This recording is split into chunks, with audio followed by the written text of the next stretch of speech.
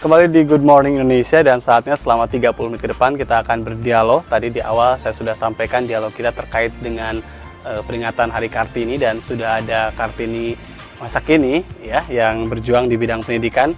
Saya akan perkenalkan narasumber saya pagi hari ini, Lia ya. Iya, ini senang banget, cerah banget nih studio kali ini soalnya ada ibu-ibu cantik banget, Ibu Sri Irianingsih dan Ibu Sri Rosyati. Selamat pagi. Asing nama itu, tapi kalau ibu guru kembar sudah sangat akrab. Siapa yang nggak kenal itu? Ya, pendiri dari Sekolah Darurat Kartini ya. Selamat Hari Kartini. Terima kasih. Iya. Tapi bicara masalah Hari Kartini, kalau untuk ibu guru kembar apa maknanya? Maknanya bagi perempuan adalah satu, terinspirasi dari Raden Ajeng Kartini. Tentunya perempuan-perempuan yang bisa atau yang di bidangnya meneruskan cita-cita Kartini. Lebih luasnya harus kreatif, inovatif tentunya, dan meneruskan apa yang diciptakan itu jangan mundur. Yang dulu aja sudah sekian lama berabad memikirkan persamaan gender. Nah, tentunya sekarang jangan mundur kan, tapi mengisi persamaan gender. Perempuan-perempuan Indonesia tentunya sudah harus siap, siap melangkah dan tidak cengeng lagi, dan biar setara dengan kaum laki-laki juga mengisi di dalam kehidupannya tentunya ya sekolah. Ini contohnya memang aja ya, tadi ngobrol-ngobrol sebentar nih saya mau ungkapin dulu, mungkin melenceng sedikit dari era Kartini kita. Cuman ibu-ibu ini hebat sekali loh. Putra-putrinya tuh sudah besar-besar dan ada yang doktor ya Bu ya. Ada yang maksudnya ini contoh yang bagus mungkin kalau lihat ibu kembar gitu ya. Pendidikan ke anak-anaknya juga bagus, dan sekarang mengisi kegiatan di hari tua ya gitu ya Bu ya. Masih meneruskan perjuangan Kartini. Tapi kenapa sih Bu di dunia pendidikan yang dipilih? Karena pendidikan adalah bisa untuk kehidupan. Karena pendidikan di dalam manusia itu selalu harus belajar. Selalu harus belajar. Dengan belajar dia bisa semuanya. Seperti itu. Kalau era Kartini memang pada masanya itu membuat sekolah di pekarangan rumahnya. Apakah itu juga yang menjadi inspirasi ibu guru kembar kenapa membuat sekolah yang awalnya atapnya atap kolong tol gitu kan, bahwa kalau sekarang kan sudah permanen gitu kan ya gedungnya. Itu kenapa? Ya memang mereka yang membutuhkan. Tidak harus ada ruang, harus ada dinding, harus ada atap. Yang penting anak-anak, khususnya anak marginal, mempunyai keinginan atau kemauan, tekad untuk belajar, untuk merubah status ekonomi, status sosial mereka. Tidak perlu ada gedung, jadi memang mereka yang sangat membutuhkan.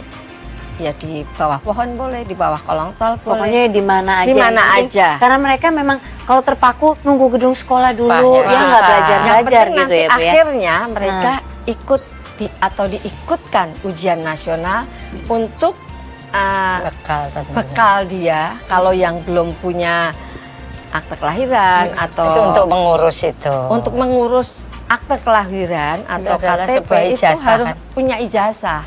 Ijazah nasional adalah gaman ya, kalau bahasa Jawa itu adalah gaman. Apa itu gaman? Senjata untuk senjata. dia bahwa dia sudah menjadi warga negara Indonesia, makanya dia bisa ngurus akte secara kelahiran. legal seperti itu, dan itu yang diperjuangkan dari awal hingga hari ini begitu kan ya. Tapi kenapa gratis? Ya kalau gratis itu kan memang dia nggak punya. Kalau dia tidak punya, ibunya tidak punya KTP, tidak punya kartu keluarga, tidak ada RT, tidak ada dia RW, tidak mendapatkan akses. Berarti dia tidak punya akses atau tersentuh oleh pemerintah kebijakan apapun.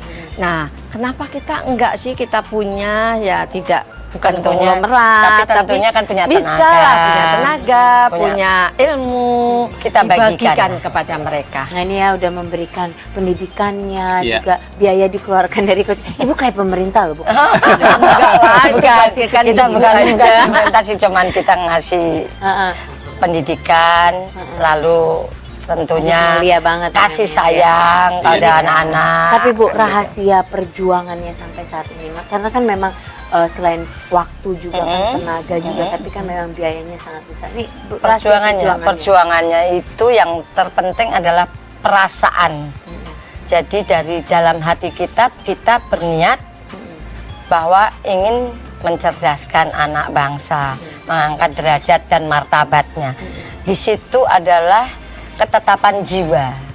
Kalau jiwanya kita lemah ya nggak bisa. Wong kita digusur 6 kali, kan kita harus yang mendirikan tenda lagi, pakai tenda biru. Nggak apa-apa, Gusur pakai lagi pakai tenda biru lagi. Terus sampai 6 kali. pemerintahnya bosan. di tempat yang sama gitu Ya, Bu ya. ini pindah sana, Pindahnya 1 senti ke sebelah 100, kanan gitu. 50 atau 300 meter, Meter. pindah gitu lagi, pindah lagi. Akhirnya pemerintahnya bosan. Tapi pemerintah bosan, maksudnya bosan gusurnya apa lantas dibikinkan suatu tenda biru yang lebih solid? Mungkin lihatnya itu, kalau saya bilang kalau ketemu dengan personalnya, bukan pemerintahannya, itu bilang perjuangannya kok mati-matian katanya gitu. Tapi dari situ pun ada nggak sih Bu, maksudnya dari pemerintah akhirnya memberikan Oh, yang bantuan enggak. juga? Nggak ada, itu untuk tanah kita memang dipinjami oleh PT KAI.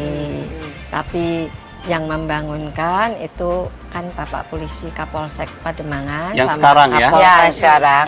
Jakarta Jakarta Utara Utara sama yang Sri- dibiayai oleh Sriwijaya Air Pak Oke. Pak Chandrali. Chandrali. Dan itu lahir setelah 20 tahun perjuangan. 22 tahun. Baru Luar ada biasa. perhatian seperti itu gitu ya. Luar Itu biasa. dari orang lain loh. Oke. Iya. Bu, kalau untuk ini ya Jat ya, kalau tujuan pasti tujuannya sudah jelas ini untuk mencerdaskan bangsa. Oh gitu. iya. Tapi kalau tujuan dari hati sendiri nih, kalau buat ibu kembar nih, tujuannya apa sih untuk Tujuannya untuk berjuang hati. seperti ini? Untuk hati kita selalu damai. Itu kan itu ada imbasnya. Kepuasan pribadi Iya. juga Itu kan ya. ada imbasnya bahwa kita memberikan, itu kan ada rasa sayang itu kepada orang lain. Begitu juga perasaan kita. Itu dapat damai, dapat Kedamaian itu keluar ketenangan juga. jiwa. Pantes kita ya kalau Jat ya, memberikan cinta, cantik-cantik. Kan kalau hatinya kan inner Iya. beauty itu ya. Ini Ah, kayak itu- ibu itu- kembar itu- ini. itu Ini salah satunya, usianya ya. Bu ya. 64 64 tahun. tahun. Tapi lihat Iya. seperti ini pemirsa, saya mau jadi ibu kembar juga. Saya mau bantu pendidikan anak juga, tapi nggak bisa ngajar saya Bu. Cari kegiatan yang lain Yang mungkin. lain. Baik Ibu, senang sekali ini masih banyak banget topik yang mau kita bahas, Ya, tapi kita tunggu dulu break yang satu ini. Pemirsa jangan kemana-mana, tetap di Good Morning Indonesia.